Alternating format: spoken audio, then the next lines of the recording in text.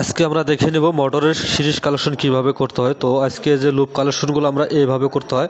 তো সর্বপ্রথম আমরা টিউব ঢুকিয়ে নেব, পরে নিকেল উঠাই নেব। নেওয়ার পরবর্তী আমরা যে তারগুলো লাগাবো এবং চেষ্টা করব সবসময় লাল তারটা রানিংয়ে রাখার জন্য, কালো তারটা স্টার্টিংয়ে রাখার জন্য।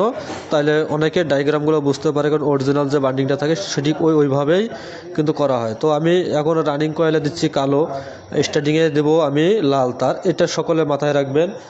এভাবে যখন সিরিজ কালেকশনগুলো করবেন, এটা মোটর কিন্তু জাম্পারিং বান্ডিং, এই কারণে 4টি লুপি একসাথে বের হয়ে আসছে।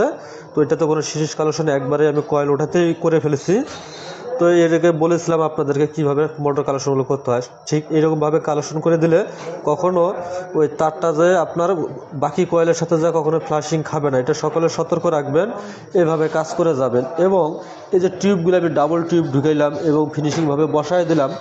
ডাবল টিউবটা দেওয়ার উদ্দেশ্যটা হলো ওই রানিং স্টার্টিং কয়েলের সাথে কখনো যে ফ্লাশিংটা খাবে না, এটা সকলে মাথায় রাখবেন। অবশেষে যখন সুতা দিয়ে যখন আমি বাঁধ দেবো মোটরটা, তখন অবশ্যই কিন্তু কয়েলটা টাইট ফিটিং হয়ে যাবে এবং অনেক সুন্দরভাবে কিন্তু ফিনিশিংটা চলে আসবে। এই বাঁধ না দিলে কিন্তু কয়েলটা এলোমেলো হয়ে থাকবে এবং ফিনিশিং দেখা যাবে না, সৌন্দর্যটা আসবে না। এটা সকলে মাথায় রাখবেন ইনশাল্লাহ। আমার এই ভিডিওটা যে যেখান থেকে দেখতেছেন, চ্যানেলটাকে সাবস্ক্রাইব করবেন এবং আপনি যেখান থেকে আমার ভিডিওটা দেখছেন মূল্যবান সময় দিয়ে একটু কমেন্টে বলে যাবেন ইনশাল্লাহ।